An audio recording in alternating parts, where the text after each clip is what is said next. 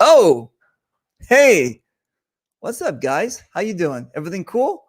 It's 3 o'clock-ish here on the west coast of Los Angeles, California. It's about 90 degrees here in the valley. It's fantastic. It's amazing. It's not sweater weather for sure. And yeah, we're just hanging out. Listen, we got some cool shows coming up. I don't know if I told you about the new show that I started called Where Are You From? Where are you, like as in shoot you soon, where are you from? And we've got our first one to be on Monday, and that's Kim Gonzalez. He's from Mexico. So it's our cultural show. We're going to talk about food, traditions, clothes, everything. And you'll learn more about Mexico paintball scene, and all that kind of stuff. This Saturday, we have an international beer show. Yes, we did the international cooking show. This is the International Beer Show. We've got players from all over the world going to be checking in. We'll be talking about different hops and beverages and all that kind of stuff. It's going to be fantastic. So we're really excited. Again, you guys, we're doing everything we can to keep you occupied, so you don't feel occupied in your house. That's it. Anyway, hey, so we have an amazing show today. Our guest is fantastic. This guy is amazing. He saved the Queen of England from an assassination attempt. He's wrestled alligators and crocodiles. He survived a bite from a coastal Taipei, and he boxed a kangaroo. Wait, I'm reading the wrong bio. Oh, or maybe he has. I don't know. No. You know him as a paintball legend in our sport. He's traveled all over the world promoting it. He owns Command Decisions Paintball in Taylorsville, North Carolina. He holds one of the largest events of the year. Well, as Jason Mann would say, who's the East Coast Reaper, this is my Super Bowl. That's Fulda Gap. And so, yeah, it's really exciting to have him on. So, ladies and gentlemen, without further ado, I bring you. I'm stuck. This fucking camera.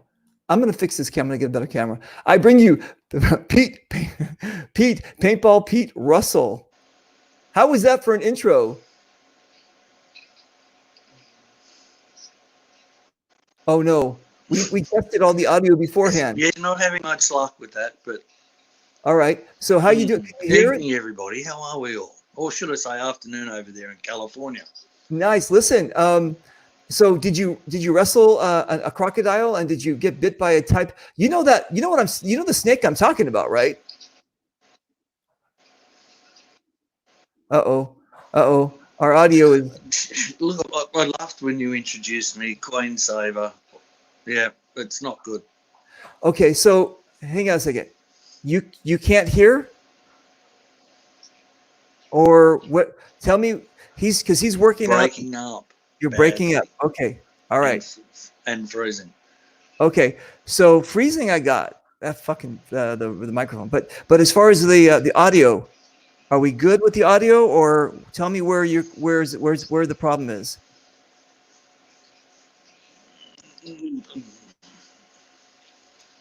Well, it breaks up when the video freezes as well. So okay, so at times I can hear you clearly, and then it starts because the video starts. Okay, let me try another feed. I'm running off the internet. Sure, no worries. Take your time. The home internet. I can try for another signal. No worries. Take your time. So he left. He's gonna see if we can get it hooked up. We did a pre-show, him and I. So we kind of moved his laptop around, and we kind of moved everything so we can get the best audio. On my end, I moved up the audio so he could hear it better. Let's see if that. All right. So can you hear us?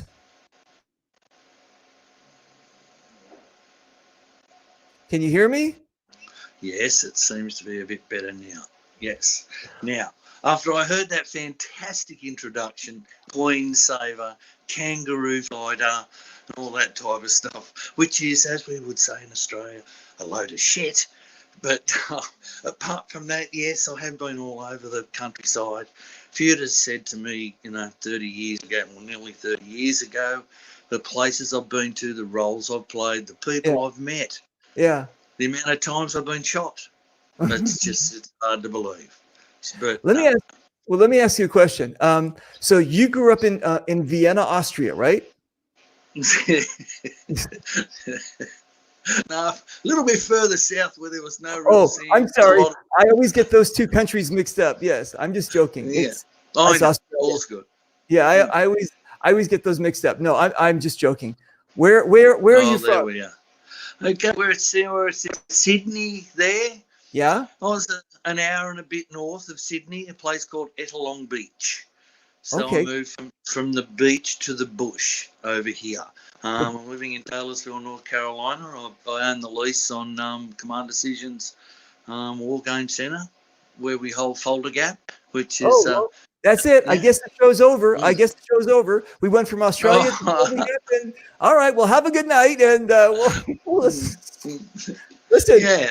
Listen. Now, I'm now trying to. let's go back to Oh, Australia. thank you very much. I'm trying to inform the audience about your life and where you came from. And you went from Australia to North Carolina. Yeah, to Hold where on. I've ended up. Hold on a second. Yeah. So you left. Hang on a second. Let me just do this. Tell me what this picture is. Any ideas? Y- That No, picture- not really. That picture, according to the caption, was leaving 2008, leaving Australia. Oh, that must have been leaving Australia, heading to Oklahoma D-Day. Did you Yeah. get that off Facebook? Oh, dude, I did my research. That changed my life. I was nearly over paintball. You know, I played a lot of roles back in Australia with paintball, and I was getting tired of things. And a very good friend of mine, Richard McConaughey, and a few others said, "Hey, let's go to this big game they hold in Oak." There we are. Yeah, 4,800 players he had there that year. Look at that fat body of mine. Too many beers. But Nice. anyway, yeah, there's Al. Yeah, and that's Richard down the right. And that was such an experience. Okay, You know, so meeting the. this was in 2008. Yes, correct. Okay, Bushball scenario paintball changed my life. okay, so then, I mean, you've been though playing for a long time though, right? Yes, I first got a sniff of it in really late 85, early 86. It went underground, unfortunately, because it was deemed in our state a prohibited firearm in Australia. For it's only not long been laws been changed in some of the states. There's been a lot of people who have worked hard to lobby and things like that to get it. And so, but you said Scenario though changed your life. So, were you a speedball player at first? Yeah. Oh no. Back there, then we only had the woods. Like your 10-man woods ball when we first started these things, and Right. it was very limited. Like it was, it was illegal up until 91. They got made Okay. illegal, and then in 91 it changed, and we started there. And a guy in Australia, Michael Wybrew, very innovative, pain in the neck, but not a bad bloke. He started getting this up here in. He went from the bush to the barricades, to the speedball, to the high maintenance men, I call them, to I shot you first, and diving and wiping and carrying on and wanting everything for free. And by 2008, I'd had enough of it. And I got to go away on my 50th birthday. I'm 62 now. Wow. And and it was life changing. I met Ray Adams and Eric Engler and Andrew Ferguson, who were all CEF and high ranking in the Oklahoma D-Day hierarchy, for the want of a better word. And they really changed my life to the point where, with the help of Andrew, once again, we've ended back in North Carolina. Wow. Okay. So you left. You In you 2012, yeah. wait a minute, because hang on a second. You're here. I'm going to give you the microphone. There you go. Now you can do the interview. Sorry. I want the world to know about you. You're a paintball legend. There's a lot of people. Listen, everybody in the world watches the show. I want everybody to know about you, where you came from, how you got to where you are. You know what I'm saying? I mean, you're an amazing cat. I was getting PMs from England, from all over the place, saying we're glad you're having him on the show. So I don't want to disappoint everybody. So, Mm. okay. No, So I think basically, it's fantastic. Yeah. so basically you said in the early 80s you started playing, right? Like 84, Late 85? 80, no, 80, late 85, 86. It never came out 86. to Australia Okay. until about 85, late 85, When 86. when did it Early 86. when did paintball come to Australia? 85. 85. Okay, so as soon as it got there, you found out about it and you were like, I got to do this. Well, my wife read about it in a Reader's Digest magazine about the survival game, the very first game, with all your living legends and all out there looking for those tags out in the forest. And I got myself excited. I thought, this would be a mad type of game. And then a fellow in Queensland, Vic Coote and Tim McCarthy, they had a up in Brisbane, the Gold Coast, for those that know what that expression means. And they had a game up there at Majiri Bar, and I went up there, bolt action Sheridans and Uvex grinding goggles. It was just heaps. I've got a picture I'll show you.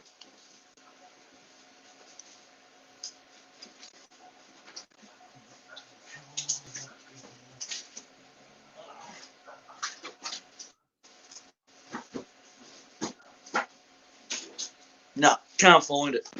That's Damn, okay. Can't Don't worry about it. Yeah, no, It was it's a real rare. It was a real rare one. It was a picture magazine did an article back in I think it was 86, and it's an article from that with pictures of people with their bolt action Sheridans and their Uvex grinding goggles and running around playing that war game, as nice. everyone used to call it. Nice. But then unfortunately got banned in our state. Queensland, they were allowed to keep doing it. Yeah. Went underground till 91. So in basically 85 it kind of came to Australia, and then when did it get kind of like banned? Well, different states in Australia where it was brought over in Queensland, they were allowed to keep going with paintball. It was regulated, everything else like that. You had to have a park permit and all this type of stuff. But unfortunately, in New South Wales, after a little while, they banned it. They put it on the prohibited weapons list just to appease minority groups. Yeah. And with the help years later, with Kerry Packer, Tim Miller and a few other people, they helped get it legalised. Wow, dude, that's an amazing story. Listen, there's this half-abo convict that says that you owe him money. Do you know who I'm talking about? That'll be Tim Miller. I mentioned him a minute ago, mate. Roughest diamond you ever want to meet. How you going, you fat bastard? I'm enjoying life. Still festively pumped, you mongrel. Yeah, cool. Tim, turn your audio down. Yeah, no, Tim goes way back. He came out of the Ark like I did. And he's got a very professional field up at Newcastle, which is a major city just north of Sydney. And as you can see, all long-time paintballers, we all go bald, don't we, Tim? Exactly. From pulling our hair out, putting up with players. So nice. Okay, so you did mention after it kind of surfaced again, Tim was kind of part of the whole, that whole paintball scene kind of thing. Tim, so Pete said that basically it came around like 1985, and then around the early 90s, it started to get banned, and it went underground. So when did you meet? When did both of you guys meet? Jeez. We're old. I don't know. Yeah. I don't know. We didn't circulate a lot in the early days because it was legal as well, and so we used to have a saying called at the end of every goat track there's a paintball field. People used to just some couple of small businesses thankfully went away by the wayside, would turn up in their pickup truck, or ute we call them, and dish out some gear and let people run around the bush and charge them money and whatnot. Paintball was very expensive in Australia, still is, right? But the boom days, holy dooly. You know, Damn. looking at 2000 and what was it, Tim? 2007, 11. 2008. Yeah, it's 11. We're getting 2 to 11. 300. We're getting $320, $350 a box of paint from What? customers. What? Insurances was high. Yeah, it was really bad. We had to have independent flora and fauna reports. We had to have approval by local council. We had to have we had to have approval from local police. You know, we had to jump through hoops. You got no idea the drama. Yeah, it was better for them to say no so that they couldn't get into trouble. Because Australia, back there then, you mentioned firearms, it was like, oh, Wow. I want nothing to do with it. You even couldn't get your best buddy, who was the Prime Minister, to come into bat for you. That is active terrorist training groups. So yeah, when I got out of the reserves in 1986, my brother said, "Come play this game." I said, "Bugger off." I got a T-shirt, been there, and played one game. Was hooked with a great guy by the name of Garth Young. Yeah, and he was in Newcastle. His parents were really well off, so he had that. And then the police were scoping us out, sending in their coppers undercover so as they could try and see what we were doing. Yeah. We were classed as active terrorist training organisation. No. We'd meet in McDonald's and you'd tell them, meet in McDonald's, up in the corner, don't look conspicuous. You'd turn up in a car to meet them, to convoy them out to the hidden field, and they'd all be in camos running around. Dude, are you serious? Yeah. Yes. God. Okay. So then you guys have got no idea what we went through. No, and here's the cool thing though, is that I always tell people that, like, we've got these young players that come in, they, you know, their dads buy them these guns, everything's fine, they got the paint, whatever else. They don't appreciate what people had to go through back in the day to actually have, you know, and to actually have to play, actually have to, you know, to just to go play. It was like, I mean, I was told, you know, the 12 grams, right? And the paint was expensive, and again, people were hiding from the cops. This was just crazy. Hang on. This is just crazy. So, but you know what the cool thing was is that, like you drinking the Kool-Aid, as we call it here, you drank the Kool-Aid and you fell in love with it, but you nothing deterred you guys. You know what I'm saying? I mean, look at all the hoops you had to go through. Look at all the hills you had to climb. It's not like one of these guys today that can just go out, you know, buy something, go on the weekend and play and say, I don't like this. You guys had it in your heart. You guys were like, this is my thing, and I'm going to figure out how to make this thing work. Yeah, but you guys are all spoiled nowadays because you've got everything thrown in a. So, yeah, we used to wear industrial safety glasses, grinding glasses, people saying. So that's all that was covered of your face. What the hell? What the hell? What the? Is that from paintball? I saw a bloke get smacked fair in the mouth, and I looked at him and said, "You're not out." And the guy that shot him was the owner, Garth Young. He was a real arrogant man. Yeah. And he's going, "Bullshit! I shot him. Get out! Get out! Get out! Carry on! Get out!" And I go, "No, he's not." And he's gone, "Puh."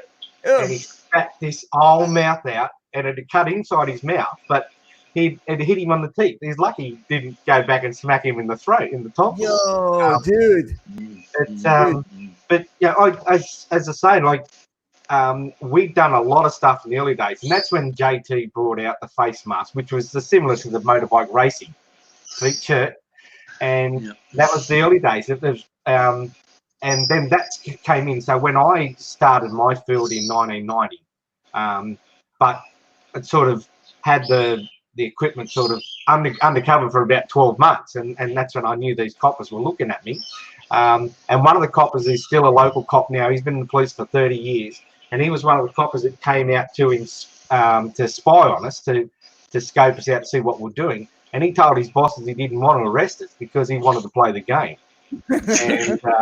And his son has just come out playing now. But it's where you'd walk out of the bush or you'd drive out on the main road and you'd look both ways to make sure there's no cop car parked there.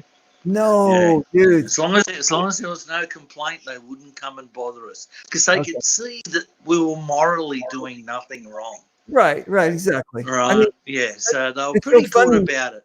But That's so some funny people that, did get arrested. Yeah.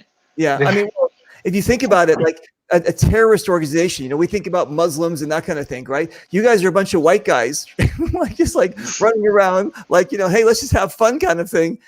That's crazy. And okay, so when did they start to relax the restrictions?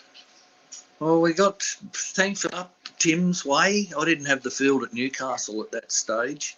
I had the one down in Sydney through up there. No. They got with the help of Kerry Packer and whatnot. So the story goes. There was just coming in from the people high up the food chain were talking, and there was a gentleman by the name of oh my goodness, I can't think of him right now. But they were running a paintball field in Newcastle, and he was also working in the mine. So through people that he run the first game in Thornton, that was a legal game, a test run to see how that went, and that went well. The police came in, the firearms registry office came in and looked at it, and we went from there. So that was then. It was a matter of getting it legislated. Yeah. So, and until then, it was a commissioner's permit. Yes, so the police commissioner gave us approval.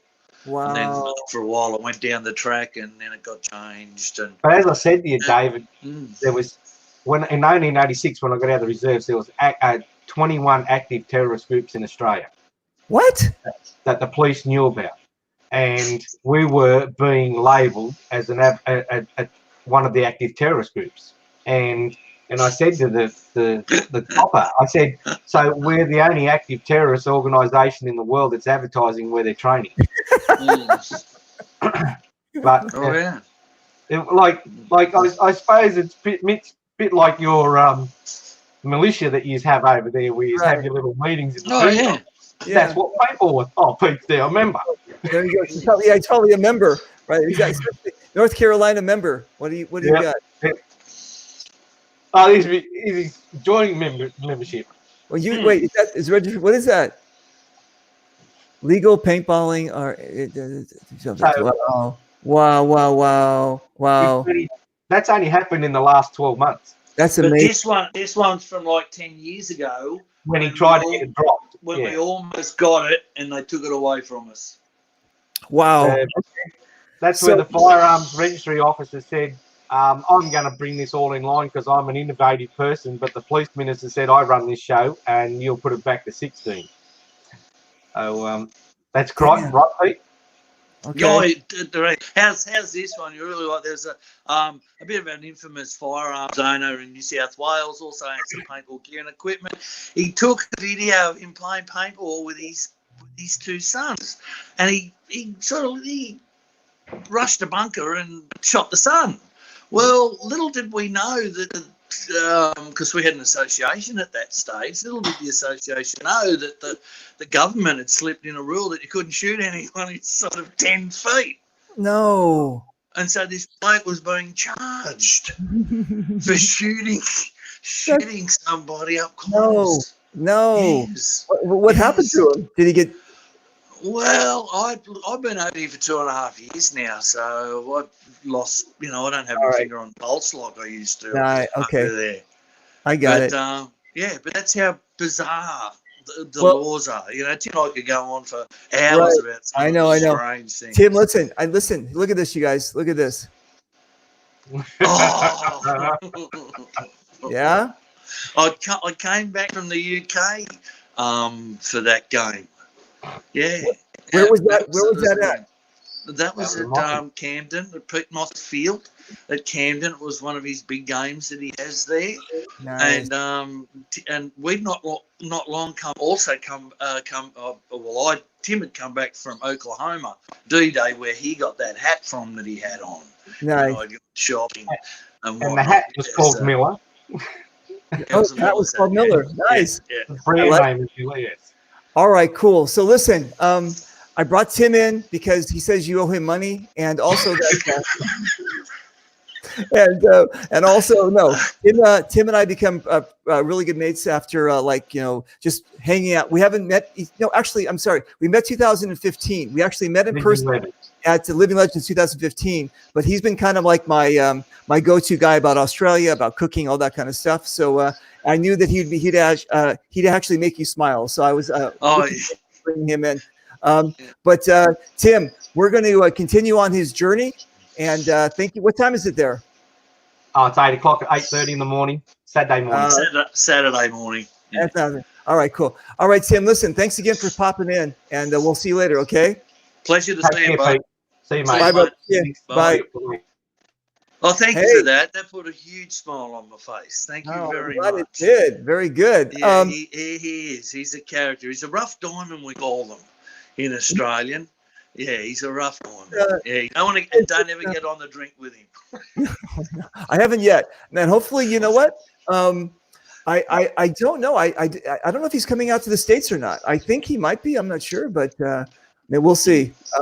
All right. So you went through all of the shit that now the audience knows about just to play paintball, right? I got it. It was just crazy. Tim backs you up on it. It was just nuts there, right? When did you say, when you were in Australia, that I got to give up? I'm giving up on this. When was that? It was, I can't remember.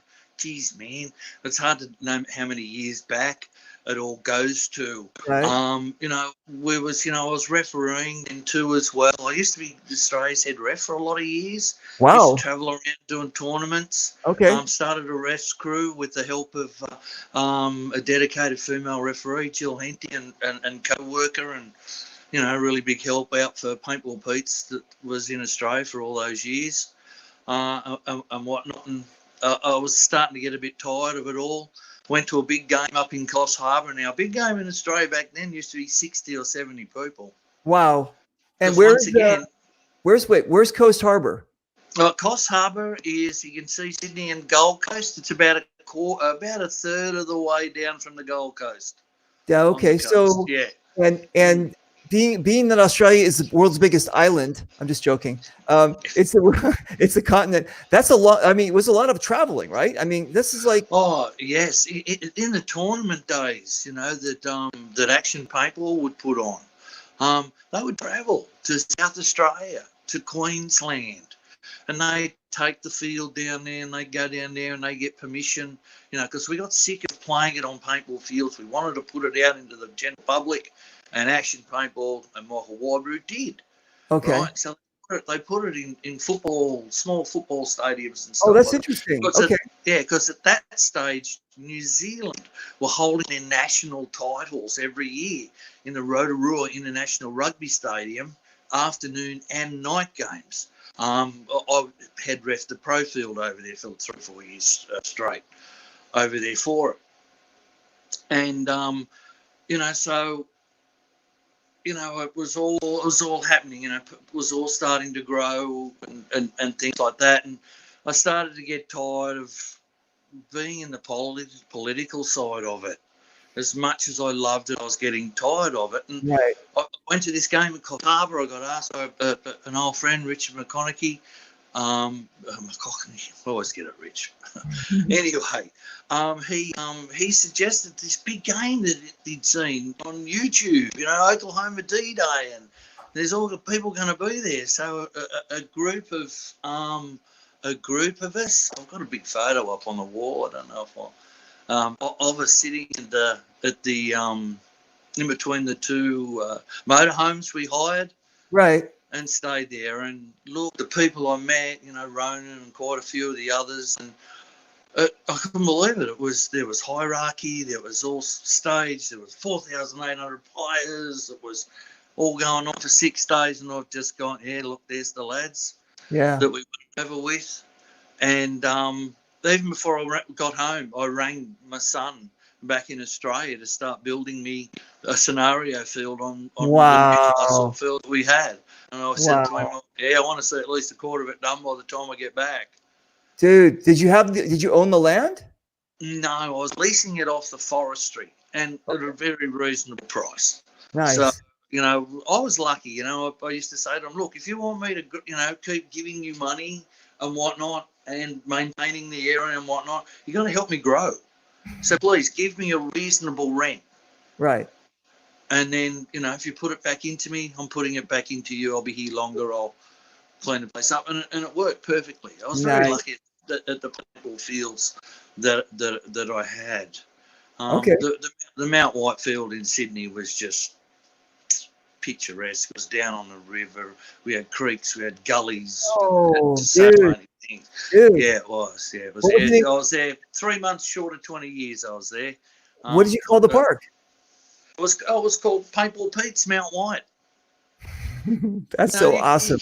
It just rolled off your tongue, and it was recommended that we call it that because it used to be called And I had the 2 fields in Sydney, one in Western Australia for a little while, 2 as well, but too far away to look after. So that went down by the wayside.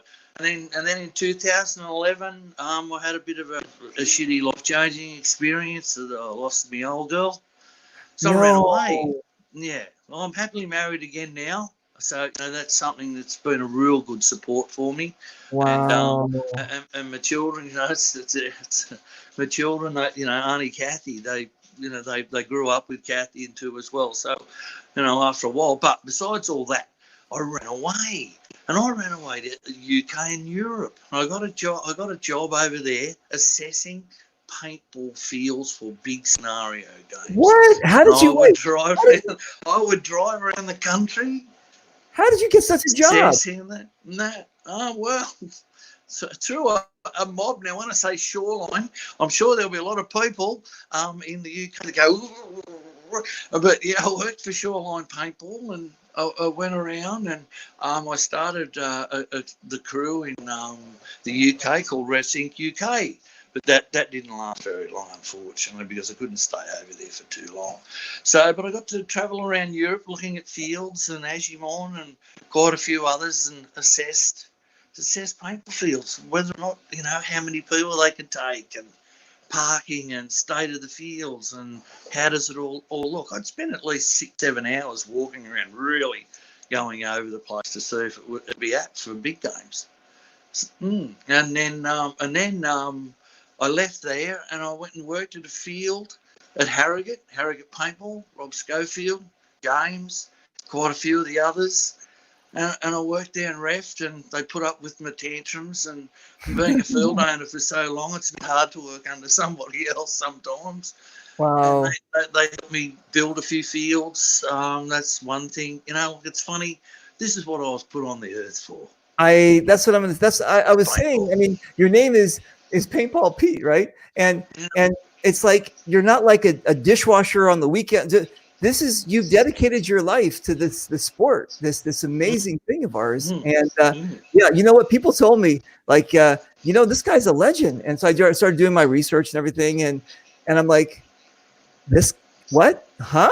This is like, you were like an onion. I just kept on like layers and layers of paintball. I'm like, what the hell? This guy's amazing. So dude, congratulations on your longevity in our sport. Yeah, I'm very thankful. Brings me to tears. Oh man. Okay.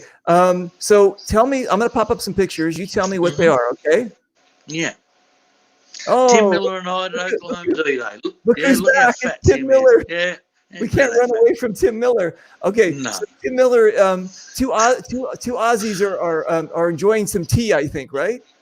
Yes, it was. It was high tea at Oklahoma D-Day. The CEF, the world's largest scenario paintball team, we've got over 300 members, which is run by Ray Adams, Sir Raymond, and we gather as much as we can at Oklahoma D-Day and also at Fulda Gap.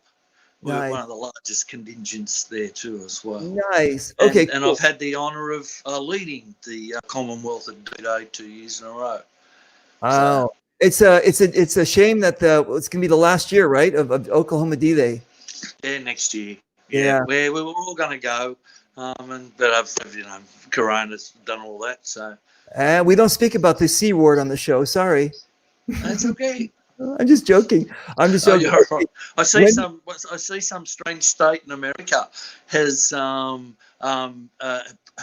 hate speech if you use Asian flu or something or other else to as well to Probably. someone in the country. It's going to trigger some snowflake. That's all we say. That's all. That's all I'm going to say about it. Okay, so tell me, you've traveled though. You've been to Malaysia, right, or Indonesia? Oh, You've been to okay. Croatia. Tell me about this picture. Oh wow!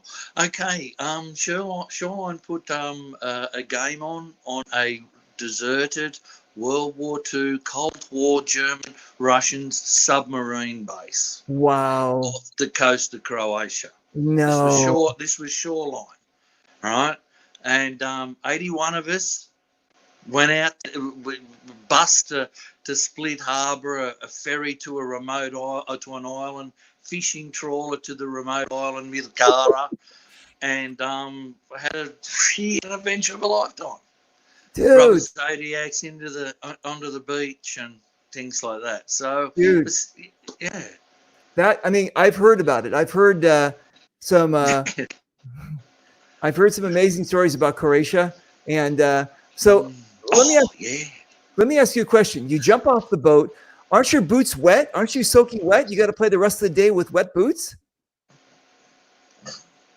What's the problem? I know. What's the problem? There's a guy at the back of the boat, right?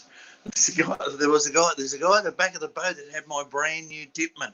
And when he went over the side, the only thing that didn't get wet was one little finger. Oh, no. He jumped off the back of the boat over his head. No, dude. Oh, yes, he knows who I'm talking about. But apart from that, that was the only near drowning that we had. But he still come running out of the water just like the giant that he was. And we stormed up the beach and worked our way up to the fortress, which had levels in the mountain. Yeah. No lights. Wow. Oh yeah, spooky stuff. Dude. Clothes. Yeah. Dude. Okay. Did you play in Malaysia? Were you playing speedball? All right. I was general for the Allies. There's a naval museum and World War II battery on the headland in Penang. Wow. And I went over there as a co-commander and ended up copying the commander's job when I got there. And there was half a dozen Australians there and whatnot, and we held these guys for hours trying to come up over this mountain. So yeah, that was the Penang game. Dude. Okay. Yeah. Was it a Japanese or an American base? It was British. It was British Singapore, all through there, through the Straits and things like that. It overlooked the Straits. Okay, so it was the original British bases before the Japanese took over. Oh, yeah. The funny thing is, Dave, it's a museum, and they turned half of it into a paintball field. No, that's amazing. You can see that done in other westernized worlds. It was a museum. Dude, I love history, man. That's amazing. Yeah. That is and amazing. They let us play in there, amongst the gun ports and, old guard cells and where they hung the commanding officer and I like once it. the British come back. Yeah. Okay, so did you actually play tournament paintball? Yes. In the early days, yes. I was fortunate enough to make the Australian top 10 a few years in a row. No way. This game here I come back from the UK and was playing in the Australian Masters in a semi-pro, and we were called the History Channel because it was all the old bastards. I can understand, but that is dude. I mean, there I am. Yeah, and that's Josh Rowe's jersey that I've got on. His original Dynasty jersey with his registration number. Are you serious? On it. Yeah, fucking oath. That's Rowe's jersey? Yeah, Josh Rowe's jersey, yeah. Wow, dude, congratulations. Okay, cool. So again, the reason I'm asking is because when you stumble across somebody wearing a shirt like this, that says, "What does it look like? I'm playing a tournament?" Right? I I took you as complete scenario guy, but not. Yeah. You've got a complete overall picture of this whole sport, right?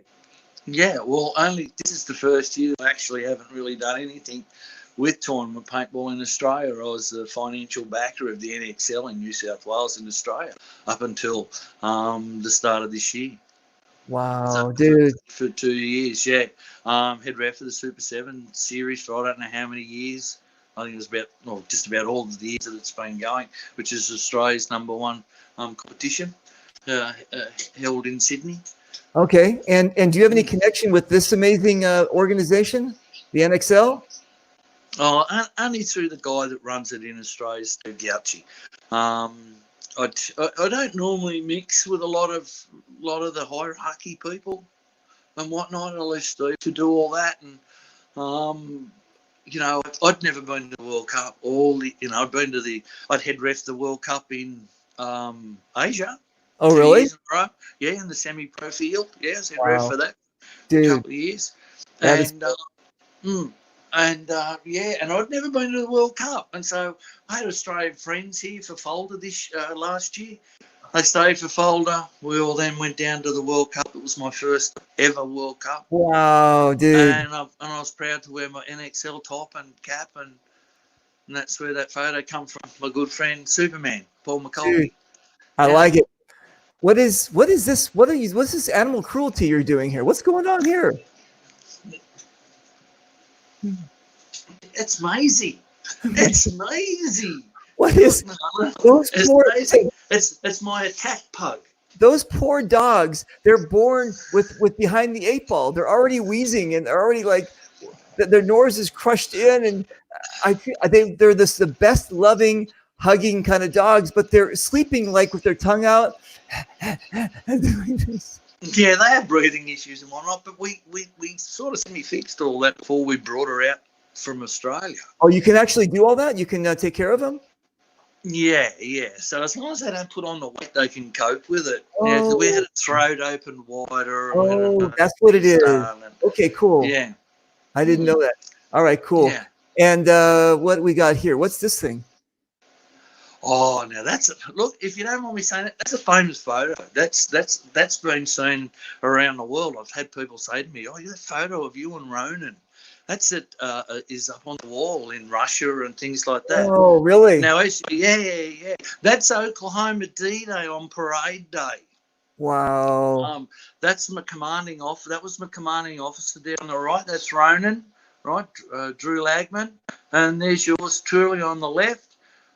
Yes, like I said to you, they have rank. They give medals for those that do really good things, and it's such a family. It is quite surprising. You know what? But you know what makes that photo obviously famous is my good friend took it, Gary Baum. Yeah.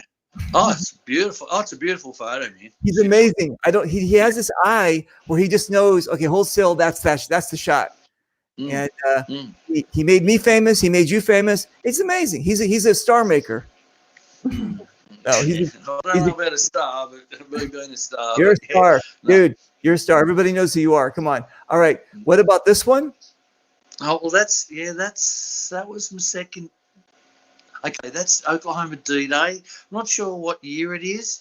That's all the Commonwealth that turned up for Oklahoma D-Day that year. I think it was about 60 or 70 of us. We're always playing maroon, as you can see. All the maroon tops are there.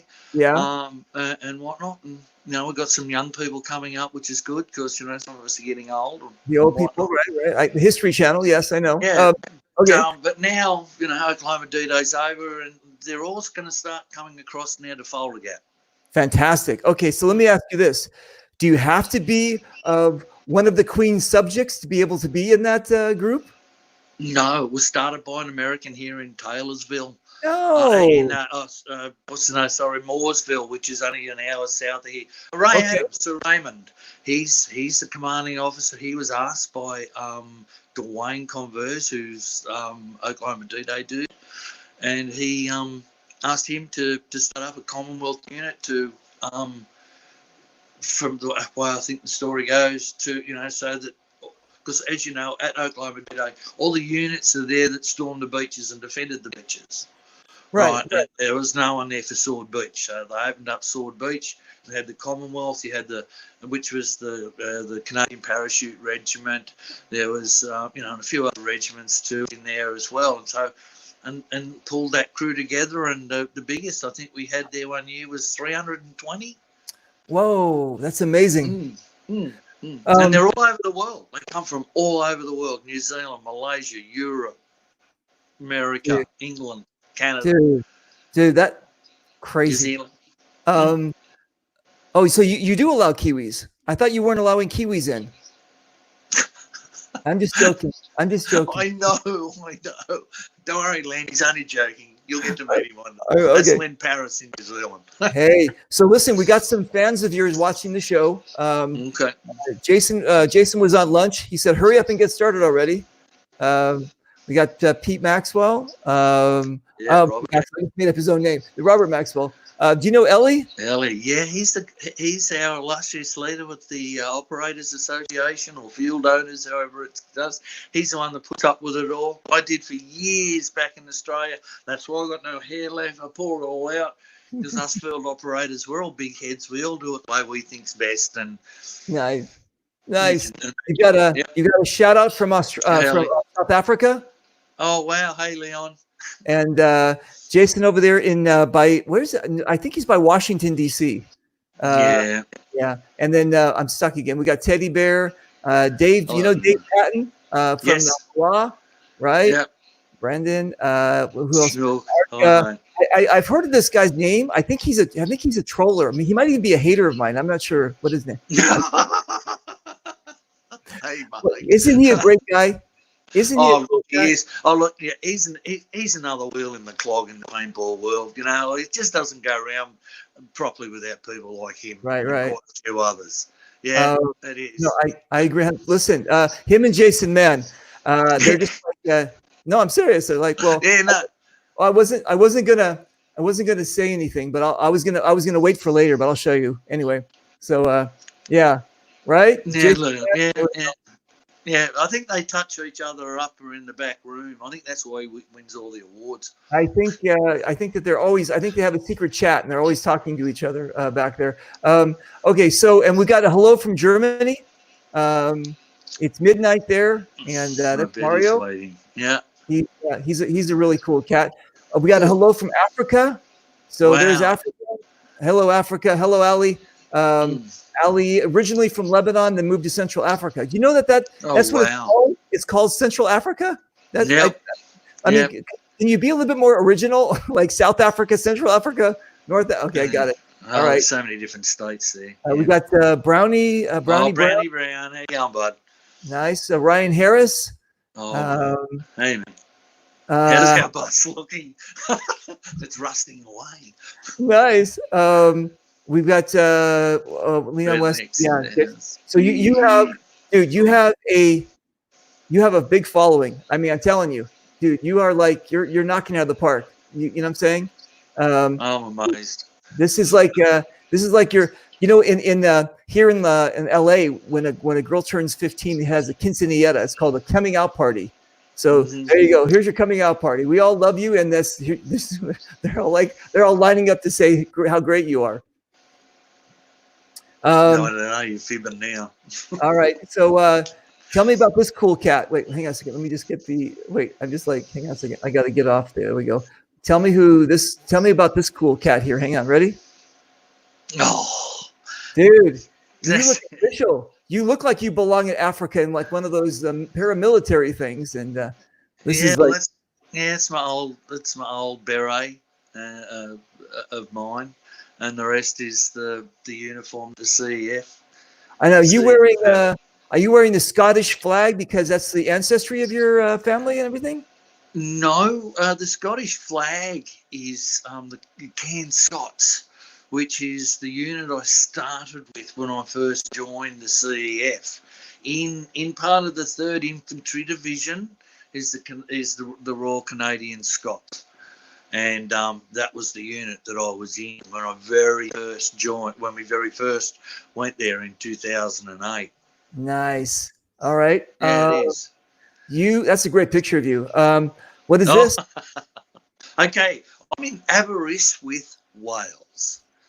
I was working for Shoreline Paintball. I rebuilt their field for them for a month, and then for the next couple of months was me driving around, assessing fields, playing, and also refereeing big games. So, you know, Shoreline unfortunately had a sad ending, but he was innovative. He started what was called the Super 6 series. So what he did was he put 6 big games on a year. He would let all the suppliers that come at no charge, right? They just had to make sure that they sold things at a certain price so that you get the people to come and whatnot. And seriously, it was quite successful. I learned a lot. I learned a lot from that, but unfortunately, I won't complain about poor old Tim, but that's that. And so this is one of the units. So we made banners for each unit that played at the Shoreline thing. This was about 6 months after my old girl died, and I was over there, and that's what Tim said. Come on, stay with us. Come and work for us. So I did. You know, I'm always saying that. Okay, so I'm always saying that there's something special about our sport. There's something special about our community. There's something special about. Okay, I'll put it to you this way. I'm stuck, but anyway, you can still hear me talk. I'm stuck. Yeah. Okay, so a lot of broken people, a lot of people that have had tragedies, a lot of people that have maybe PTSD in the military, maybe if they've had like spousal abuse or drug abuse, whatever, they tend to be somehow, maybe they're attracted or something that comes to our sport, and our sport fixes a lot of these people. Our sport helps these people. They find our community, and they become really connected with it. It's a healing type of thing. I've seen that in so many people, that people have had tragedies in their lives. And, you know, someone says, hey, mate, come out, come play with me. Come do this, come do that. And in a matter of time, it kind of like you find this cohesiveness, this camaraderie, this bonding in this sport that I've traveled all over the world and played it, and I see it everywhere I go. And I don't know. So when you told me about what happened with you, and then like 6 months later you're doing this, people they throw themselves into it, and it gives them a sense of connection or a healing. Do you feel the same? Yeah, it does. Look, this game's offered people two things: escapism and elation. I just got the flag. I'm successful. I've done something. I've achieved something. Right. Even though it might be just a flag down the other end of the field, I, in front of my friends, succeeded. Yeah. So obviously the escapism, because they're not thinking about the bullshit that's going on at home. They're too worried about getting shot and trying to help out their team. So escapism, and that's how I put it. And it's just you walk away from a successful game feeling on top of the world. Yeah. So there's B Youngs. She's agreeing with you on that. B, hi Dar. Yep. So I agree, and I think that I take things personally. I wear my heart on my sleeve, and so when people come into our sport that are divisive or destructive, I'm going to put it to you that way, I really take that stuff personally, because I've been playing since 2008, and I basically just like sold the house. I didn't sell my house, but basically I just put all my chips on the table and said, I'm into this game, and spin the wheel. And when I hear or see people that like try to divide our community or try to be like, hurtful or whatever they do in their actions, it crushes me, because I get people like you, like you, I get B, I get all these people who this is our life. This is our community. This is our special place.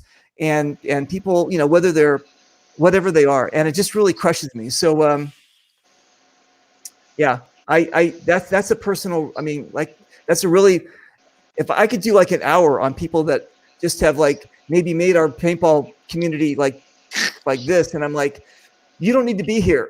You need to be someplace else, because I love this thing. And I want kids to come in. I want families to come in. I want people to come in and go, we found our thing. This is it. Well, unfortunately, people that are negative, we need them too. You know, because that way, then, well, geez, we're not going to do it like that. We're not going to be like that. This is Okay. how it'll be, and you know, and it normally weeds them out, and then some new ones come in and cause cancer again, and you weed them out and whatnot. So it's a You've been in long enough to know, right, that people have their lifespans, and then they get burnt out, and yeah. you've seen enough of this. It's not all about the money either. You No, know, no. if you feed and water your crops, you can survive off them. You know, if you're going to rip their guts out, well, you ain't going to be around for very long. I know. I've seen financial devils, I guess you'd call it, people who are like looking at our sport as kind of like, yeah, I'm going to make money off of the players kind of thing. I've seen people who came in and said, I'm going to be a celebrity in the sport. I'm going to, like, you know, step on everybody else to get where I'm going to get. Or, I mean, and it's like your brain is not in our game. Our game is this amazing thing that we just love. You know what I'm saying? Oh, it is. Yeah. Oh, exactly. And that's how it is. And, you know, one of the terrible things is it gives us a headache. We think about it that much. And we take it personal when we see somebody who's not happy. We want to go out of our way to try and sort of make it a bit better for them, explain it to them. Yeah, you know what? We don't guilty. have a governing body. That's the problem. We don't have like the NHL or the you know, the paintball or the you know, all these different things. We have nothing. Yeah. We're just a bunch of people that get together and we self-regulate. And maybe that's a great thing. I mean, it's fantastic. But there's sometimes I wish we had an HR department that could say, "Hey, you're out of here."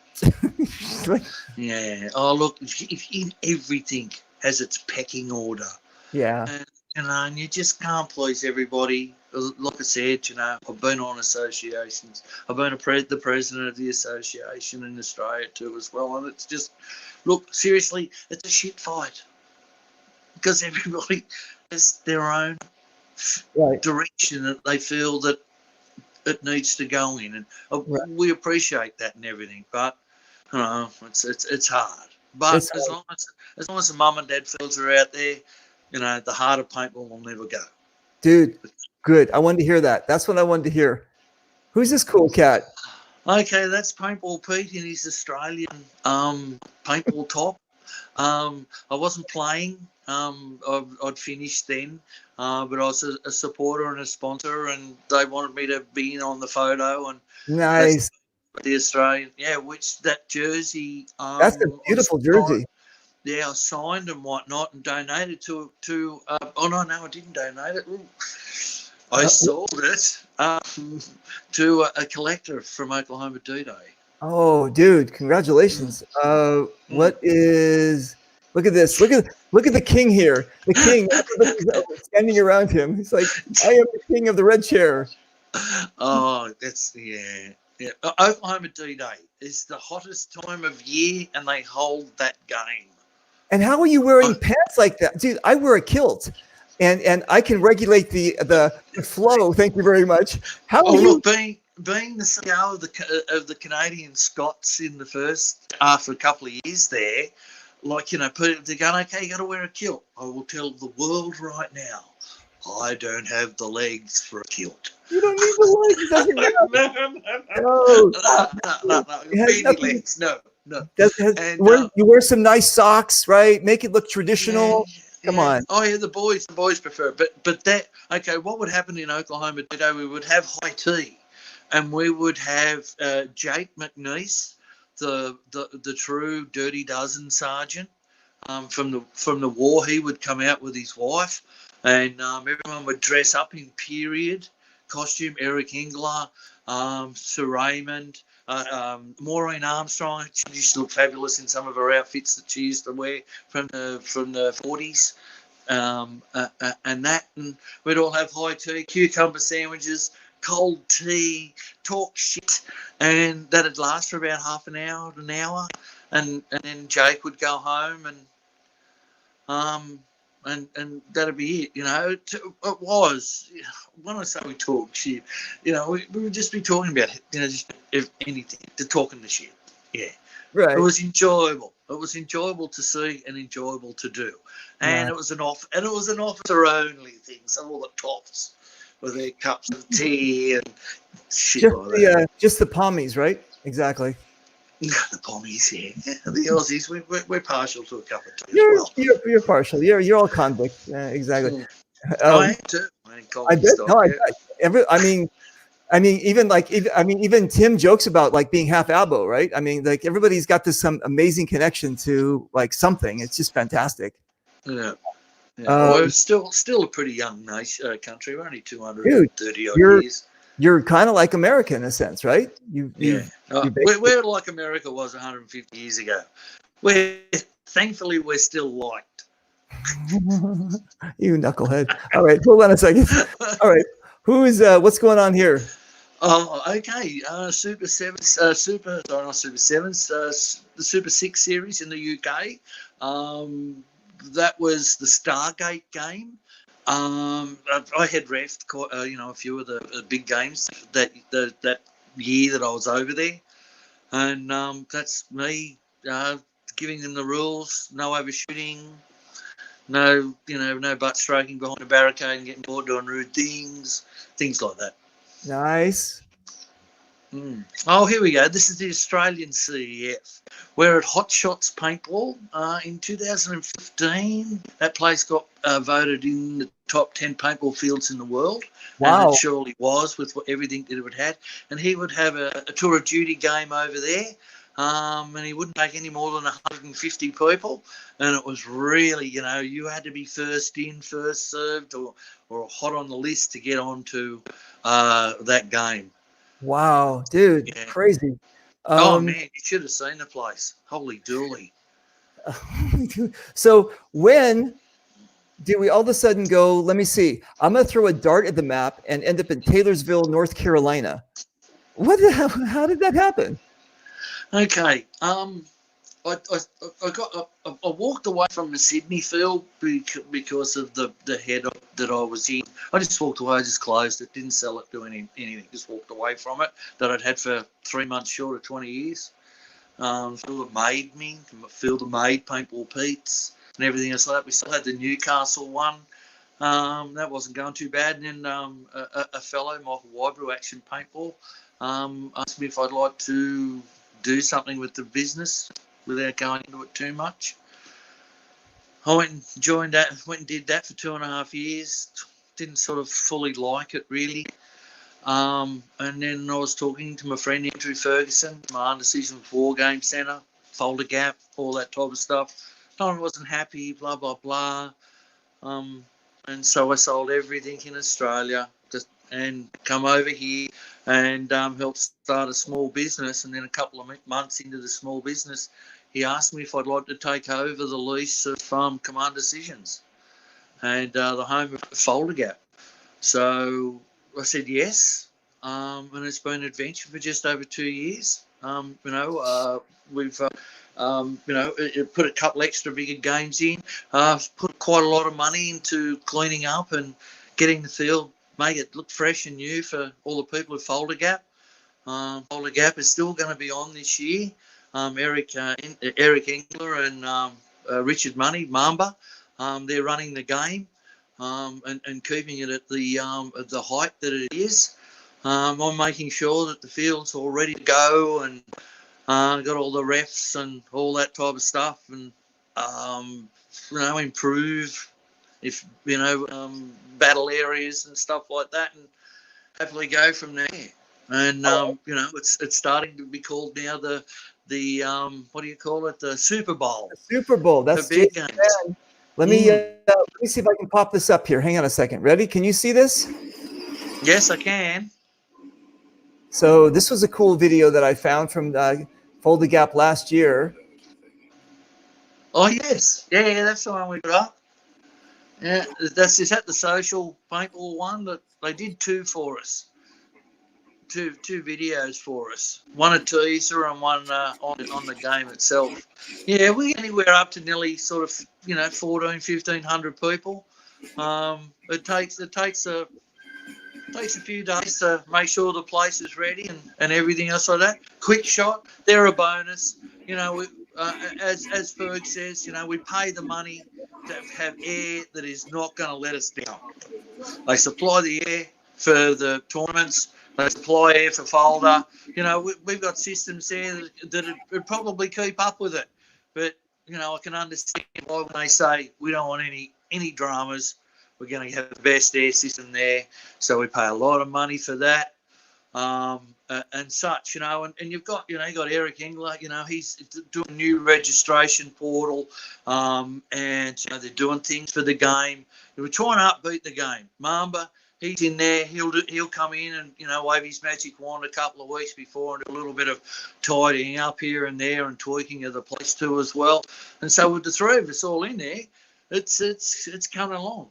Okay, the field's so going to open up next. Tell me about this. Can you? Let me just see if I can. Can you see? Can you see what? Let me see if I can pop this up here. Let me just do the sharing again. Where'd it go? Let me see if I can. Can you tell me if you see this? Can you see?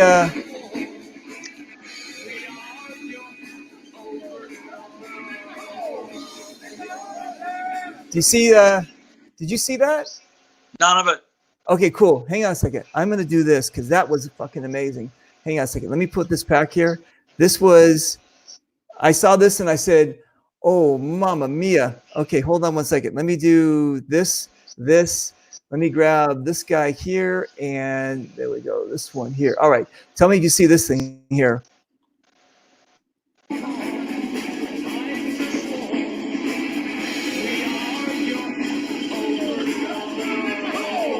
Mr. Wallace.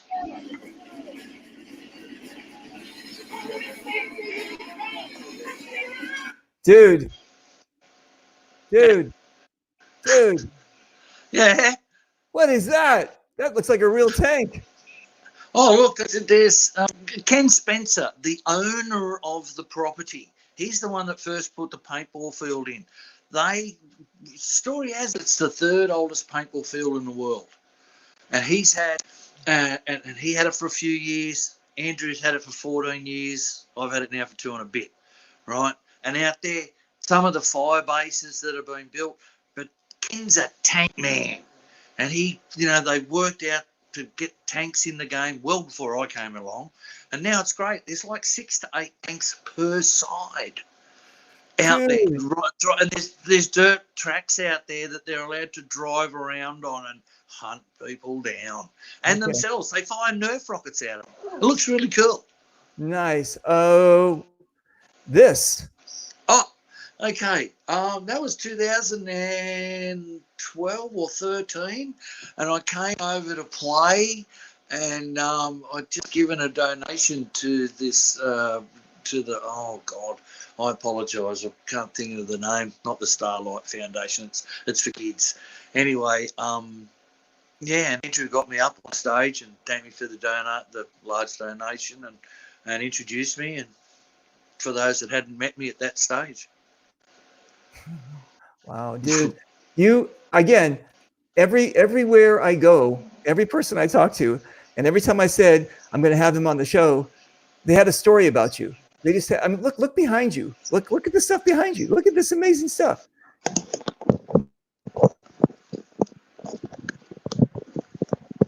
Yeah, exactly. Look at this. Look at this. Come on. Yep. There's the first lot of guys that we went to Oklahoma D-Day with. Wow, that is so cool. Yeah. Dude. All right, let me do. And my dust collection. No, it looks beautiful. All right, so we've got Fulda Gap coming up, and let's just grab this one here. Okay, so we've got this is the map here, right? Yes. Yeah. And for someone who's never been there like me, it doesn't really do it justice. It just looks like something flat. But if I look at this picture,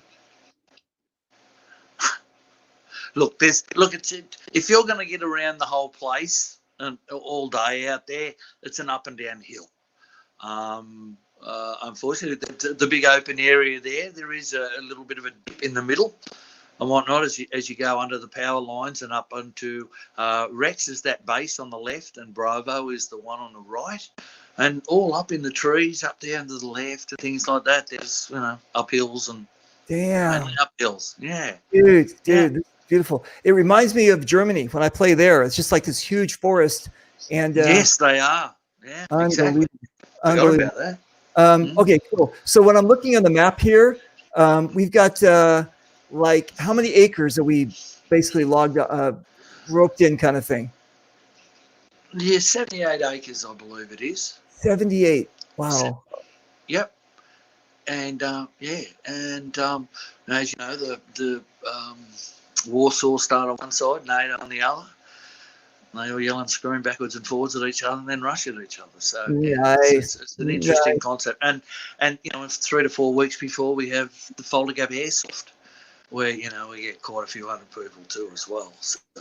The place that I play in Germany is actually Fulda Gap. There's the Malwinkel is where the Russians were supposed to be coming through and doing that. And it was amazing to be part of that history and go, wow, this is actually where it was going to happen. That's crazy. I get paid $10 every time I show this guy's picture. So there we go. There's it's the two Reapers. It's the black the two Reapers. That's the East Coast and West Coast Reaper, and that's in North Carolina, and that's with my belly full of Bojangles biscuits. Oh. I'm looking forward to my Bojangles biscuits. So I even have my own Bojangles plain top.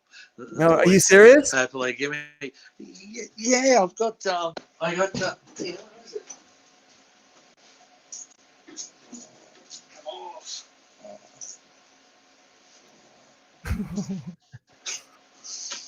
It's amazing.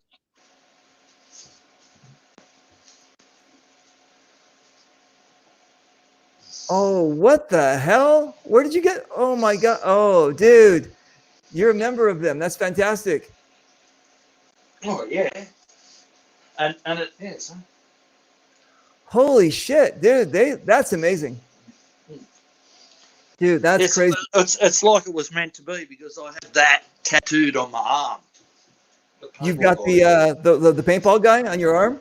Yeah, I've had it for about 12 years. Yeah. Unbelievable. Yeah, these guys said they really like you. Oh. Yeah, you're knocking it, dude. You're killing it with the locals. They love you. That's fantastic. It's like you fit right in. It's amazing. Oh, they put up with me. I think I ruffled a few feathers when I first turned up. But, thankfully, through Jason, everyone's got to know me a bit better and things like that. So, I'm thankful. Yeah. Jason calls it his Super Bowl. I think he's like Peyton Manning or something. I forgot. I always joke about the name, but he always says, this is my Super Bowl. And this is the thing that he, when I'm always talking about the generals and all that kind of stuff. Who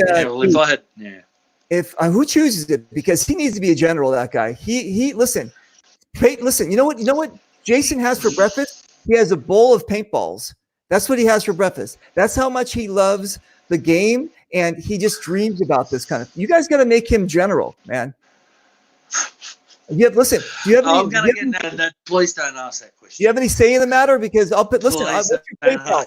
Give me your PayPal. I'll send you some money. I'll make this happen. This guy is so. He loves Fulda Gap so much. He loves Command Decision. He loves this whole thing. He lives for this game. So there's my plug. You're welcome, Jason. I love that guy. He's great. All right. Oh, he is. He's a character. He's a great character. All right. Get me into trouble. I know. Never mind. I'm sorry. Listen. I tell you, I speak from my heart. I don't speak filtered, man. I just say how it is. But okay, so you are also connected with charities when you do this. Is this correct? Make-A-Wish. That's it. I'm sorry. Yes, Make-A-Wish Foundation. They've always been there since I've been going there. We have plaques up on the wall. Their daughter years ago was not well, and she got her wish granted and whatnot. And the family, Larry Riverbank and his family, they still punch real hard in there and, try and raise as much money as they can for the Make-A-Wish Foundation, which I think's a really good thing, especially for kids that aren't going to survive, or, teenage kids that things aren't going to go right. It's a good thing to see. It is. And what we've been doing here, I want to put a quick plug in here.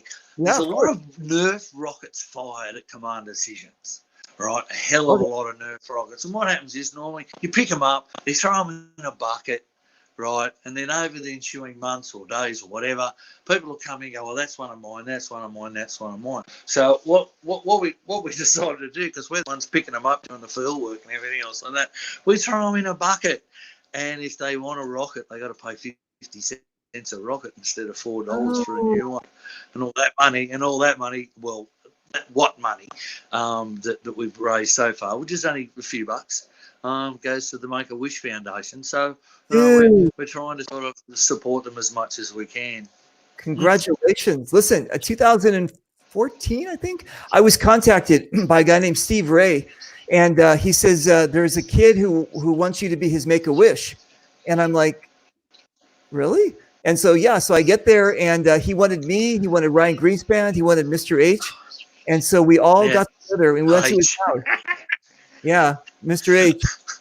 We all got together and went to his house, and we set up a paintball air bunkers in his backyard. And I pushed him around on wheelchairs, and we were shooting Nerf rockets and guns like this. And I mean, to be a kid's request is something like, that's amazing. So I'm very connected to Make-A-Wish. I'm very connected to the people who do that. So I have I don't know. That's it. Yeah, well, okay. So listen, it's a good thing to have, mate. It's a good thing to have. A good thing to have. John here in Australia. Hey, John. Nice. Hey, old man, how are you, bud? Nice. And then Jason says that the money should be in my my PayPal by now for all the stuff I've been doing for him. So it should be. Yeah. I want some. What are that? I want some Bojangles, and I want some moonshine. That's what I want. Well, there's plenty of that here in North Carolina. Moonshine. Dude, I was. You know what?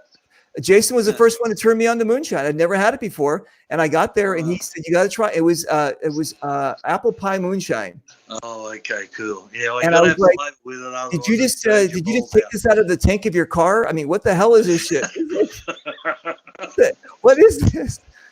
I should have seen it when they gave me one. They gave me the 100% one, the one that had nothing in it, straight from the tap, and it's like just breathing it. Yeah, I know, dude. My hand was shaking. I was like, "What is this?" It's like nitroglycerin. Like, what are you? All right. So we covered that. Okay, cool. So anyway, you guys, I just wanted to show you also that he cleans up very well.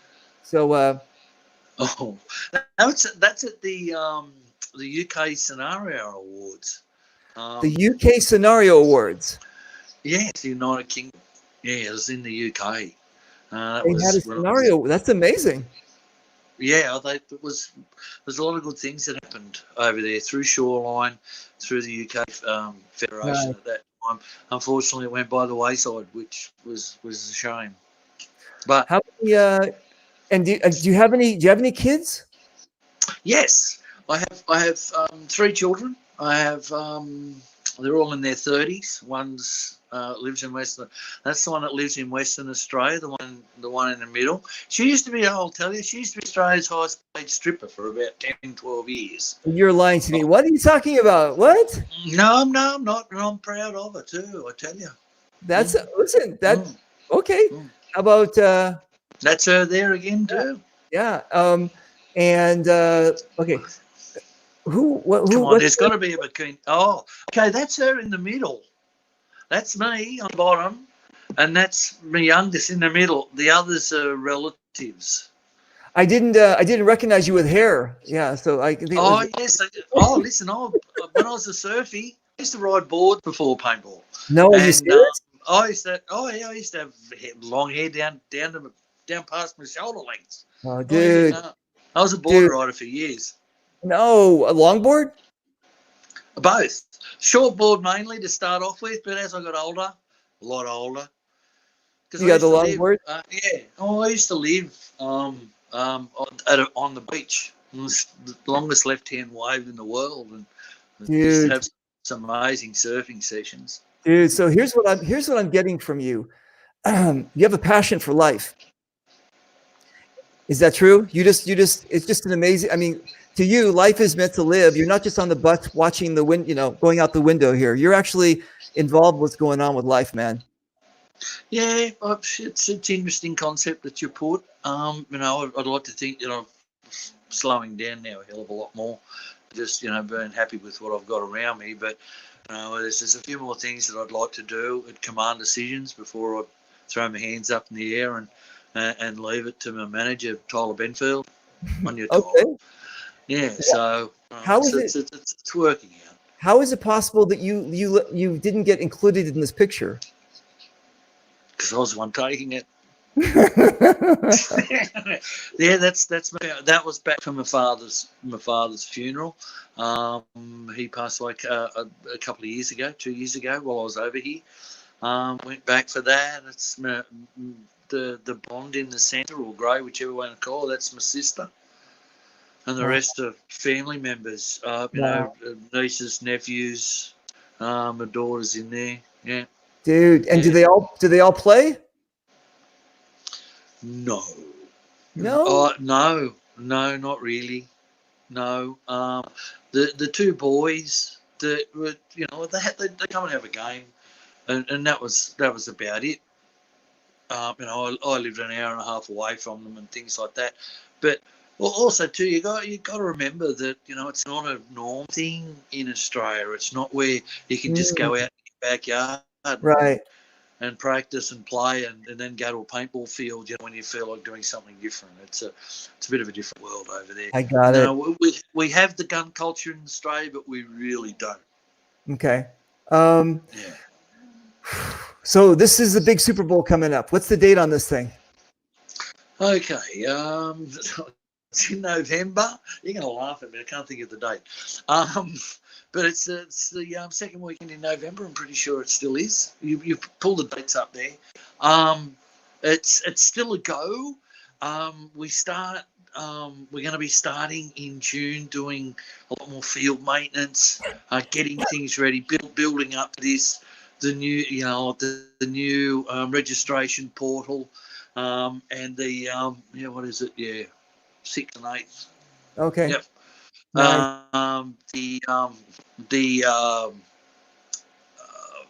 Getting things ready, making sure that it's as professional as it can be. We've got Eric Engler, he'll be doing a lot of the talk work that Andrew Ferguson used to do. Mum will do a lot more things on the field beforehand. So it's it's a lot to go into it, and it's not just your 200-300 people big game. It's 13, 14, 1,500 plus people that are camping there for 3 days. Dude, are you going to be when Oklahoma finishes? Are you going to be like the top dog? Well, I hope to. I shouldn't really sort of be too cocky about it, but we'd like to expand a little bit more. We've got to look at sort of more land there. Hopefully, Ken can help us out and such. But we're just about at our peak now with what we could do. We had off-field parking this year. And put an extra 250 cars out into a car park just down the road. Wow, from the field. dude. Okay. But with all the work that's been put in, the work that's being that is being put in behind the scenes, by Eric and Mamba and myself and Ken and whatnot, it's going to be a big affair. Everybody, come get some at Fulda Gap. Nice. I like it. It's cool. Okay. If they need to get a hold of you, we can do this, right? Yes, that's the field number. You'll either get Tyler or myself, more likely Tyler. But I'm on Facebook, Pete Russell. Befriend me if you need to chat, need to talk to me. I'm always are you too high up the food chain that you don't actually respond to people's chats, or do you actually respond to their? No, I do. I tell you, everyone. I know. You have a reputation for doing that, for being on the ball as far as social media is concerned. And that's what I really like about park owners that do that they really get involved. And because that's what people are communicating with the social media. And if they feel like there's this like aloofness, then they're like, but you don't. You kind of went in there and said, no, I'm going to talk with people. Yeah, well, I've always been like that, but I learned while I was working at Action Paintball, as much as there's times I wasn't all sort of happy there and whatnot. I learned a lot, and I learned about the social media side of things and telling to people and stuff like that. Where to me, I'd always done, creator of the fields, the refereeing, that type of stuff. When it come to, if you build it, they'll come. You got to get them there, and got to get them there is your social media and all that. So I'm thankful. I learnt from Michael Wybrew some things. So and that's what you got to do. You got to be out there and keep up with the Joneses. Is that what they call it? Keep up with the Joneses? All right. Yeah. I know. I'm just joking. Like next door bought a colour TV. So do we. Yeah. No, I got it. You're again, really well liked, loved, I'm going to say, all over the world. I mean, obviously, we got accolades from Australia, from Africa, from Europe, from everything like that. So you might not. I know sometimes people are like, what is that? Humble? I don't even know what that word means. I'm just joking. But sometimes people are like very humble. You know what I'm saying? And they're saying, oh, I didn't realize, someone is like, someone likes me or something. Dude, I'm telling you, you kill it. And we all appreciate it. I hope that we didn't embarrass you through your little bio here. Because you know what? Exactly. You know what? Listen, I'm telling you, there's a lot of other shows out there. And I'm trying to gear mine towards the community. I'm trying to gear mine toward the personalities and the people in the community. And not everybody has the time to sit with Paintball Pete and say, hey, tell me about your background. They're playing paintball. They're doing that. Everybody's like, cats. They're all over the place. So I was hoping in this little time that we had that people got a really more of a rounded picture of how cool of a cat you are. And I think they did. Unreal, matey. Thank you very much for putting my mug out here. You're welcome. Okay. The mug's so my face, yeah. Not the coffee mug. Hang on a second. No, it's an Australian expression. Is your face? I know, dude. Oh. I know. I think you know what? I think I'm about 2 years younger than you. I think that's what our ages are. You were born in 58? Yes. Yeah. I was born in 61. Really, David? Yeah. Really? Yeah. It's what's the secret to having a head of hair? And it's real too. Look, it's all real. I can see that. I know. All real. Well, number one is genetics. My mom is of Russian descent. My father is Moroccan. And okay. I was born and raised in Los Angeles, like you, a surfer in Los Angeles, Santa Monica. So no stress.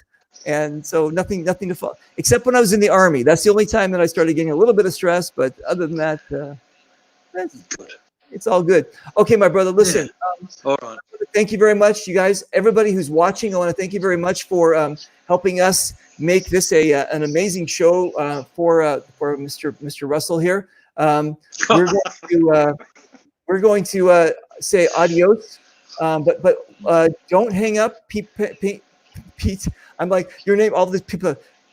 Pete, don't hang up. Okay, hang out in the green room for 1 second. I'm going to play my video. We're going to get out of here. You guys, thank you very much again. We got some amazing shows coming up. If you guys have any questions or anything for Tim Miller, don't run off either. And I'm just going to hang on a second. Tim, don't run off.